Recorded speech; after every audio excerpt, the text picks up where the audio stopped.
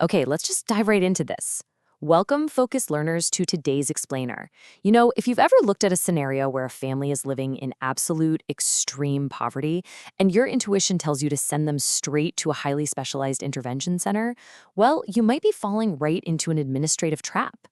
Today, we are decoding the complex architectural blueprint of the Unified Social Assistance System, or SUAS, specifically focusing on the national typification.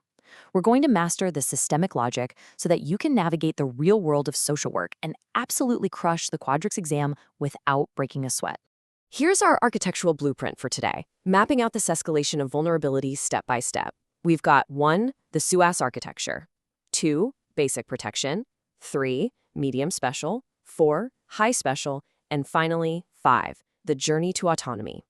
All right, Section 1, the SUAS architecture. Let's see exactly how this system was built from the ground up.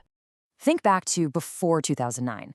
Social assistance in Brazil was basically administrative chaos. It relied heavily on improvisation. Picture this. A family moves from the north to the south, and suddenly they find services with completely different names and totally confusing criteria. It was a mess. But then, the resolutions of 2009 and their updates in 2014 literally changed everything. They created a unified, logical, hierarchical flow, basically a single language for the entire country. Which brings us to the core definition, the national typification. Guys, this was a tectonic shift for the system. It divides the state's actions into distinct levels. But here is the absolute secret to understanding all of this. The criteria for these levels is not just about how little money someone has. It is entirely based on the fragility or the status of their family and community ties. You see, extreme poverty is a structural vulnerability, for sure, but it is not inherently a violation of rights that breaks family bonds. And this brings up one of the best mental shortcuts you're going to use. The system is split into basic, social protection, PSB, and special social protection, PSC. Think of the P in PSB as prevention. It works exactly like a vaccine, strengthening the family's defenses. On the flip side, the P in PSC stands for a problem insult. The violation has already happened, the damage is done. This is essentially the emergency room and the ICU of the system. Moving right along to Section 2, basic protection, which is all about prevention. Let's step into the base level where family ties still exist and the state is just being strictly preventative. Now, the crucial point here hinges on one tiny little word, not. At this basic level, families are attended to at the CRA, the local reference center. The main service there is called PAIF. Listen closely, because the Quadrix exam board absolutely loves to lay a trap here. They'll omit the word not from the legal phrasing to trick you into thinking CRA provides clinical psychology or therapy. It doesn't. The focus is sociological and structural. It's about mapping out access to basic rights, not treating mental health disorders. Don't fall for that one. Alongside PAIF, we have the SCFV, or the Service for Coexistence and Strengthening of Bonds. At first glance, you might think, wait, aren't these redundant? But their daily mechanics are actually distinct. PAIF handles the structural survival of the household, things like finances and documentation. Meanwhile, the SCFV builds citizen spaces based on someone's life cycle. And here's a massive tip for your exams. The 2014 update expressly included adults aged 18 to 59 in these coexistence services. They recognize that, hey, adults need community support and socialization just as much as kids and the elderly do. But here is the distressed cry for help we have to address. What happens when that preventative basic network just fails? What does the state do when a violation actually occurs and the floor simply caves in? That brings us to Section 3, medium special, or the problem. We're now escalating right into the ER of the system. Rights have been violated, but family ties aren't completely severed yet. And this gives us another incredible mnemonic to dodge those exam traps.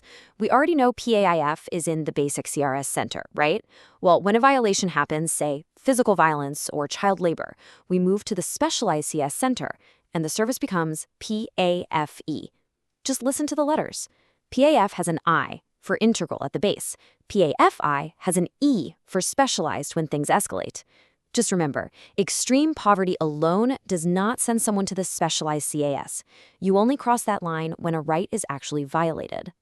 What's really fascinating about this medium complexity phase is how active the state becomes.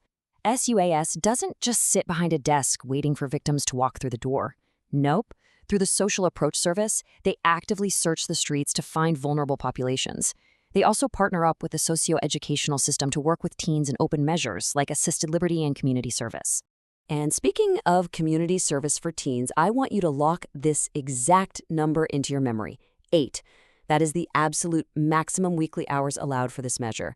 Examiners love to inflate this figure to 20 or 30 hours to make it sound exhaustive, but it's capped at 8 hours precisely to prevent teenagers from dropping out of school. The whole goal is development, not creating new obstacles. But what if the family itself is the source of danger? Or what if those ties are completely broken? That's when we cross the final frontier into Section 4, High Special, or Institutional Care.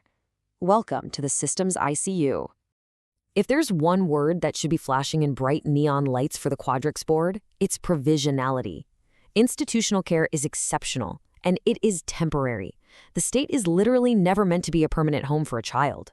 The goal is always, always to reintegrate them into their family of origin, or if that fails, to place them for adoption. The only legal exception to this provisionality rule, long-term care institutions for the elderly, and even then, only when all other options have completely failed. When we're talking about housing children, the numbers are extremely rigid, and they will test you on this. A casa lar, or foster home, is strictly limited to 10 children. Why exactly 10? Because it requires a resident caregiver to closely simulate a real functioning family environment. On the flip side, an institutional shelter can hold up to 20 children, and it operates with educators working in shifts. Watch out for this. Swapping that 10 and 20 is a classic numerical trap used by the exam board to see if you actually understand the structural logic behind the care being provided. Now, it's super interesting to see how the math changes when we look at adults in street situations. An adult shelter can house a maximum of 50 people per unit. But to ensure that individual dignity isn't just swallowed up by mass institutionalization, there is a hard cap of 4 people per room. Because privacy is a right, even when you're in a shelter. Another really vital service here is the welcoming family. Please, whatever you do, do not confuse this with adoption on your exams. This is a temporary, affectionate domestic setting where trained families from the community take in a child while the courts decide their permanent future. It breaks up that cold, institutional logic, but I'll say it again, it is strictly temporary. All right, Section 5, the journey to autonomy. Let's transition into our final narrative arc and bring all these rigid rules to life by looking at the humanized journey of a homeless adult striving for independence. The final stage of care is the republic. The golden keyword you need to associate with this is self-management, or autogestion. It's a supported transition service for young adults leaving shelters or adults leaving the streets. The state subsidizes the housing, sure, but it demands shared responsibilities. It's the ultimate bridge between state dependence and full reintegration into society. So let's visualize this brilliant step-by-step climb. Imagine an adult is found on the streets by the social approach. First, they start visiting the pop center to grab a meal and get their documents sorted. As they make the choice to leave the streets at night, they move into a transit house, officially entering high complexity. Then, as they land a job and start to restructure their life, they move into a republic where they practice self-management. And finally, they step back into society fully autonomous. The architectural blueprint acts as a literal ladder. Ultimately, you guys, the national typification is far more than just some dry PDF of rules you have to memorize. It's a logical blueprint for rebuilding human dignity. When you master this causal logic, when you truly understand why a service exists and exactly where it fits, you don't just dodge those tricky exam pitfalls. You grasp the real beating heart of real-world social work. And I want to leave you with a somewhat provocative thought to ponder outside the pages of your study guides. The law meticulously maps out the state's role in rescuing an individual from absolute rock bottom and bringing them back to autonomy. But when they take that final step out of the republic, is society truly ready to welcome them without the heavy weight of stigma? A resolution can't force empathy. Keep that in mind as you study and as you look at the world around you. Thanks for hanging out with me on this explainer. Keep your focus sharp, and I will see you in the next one.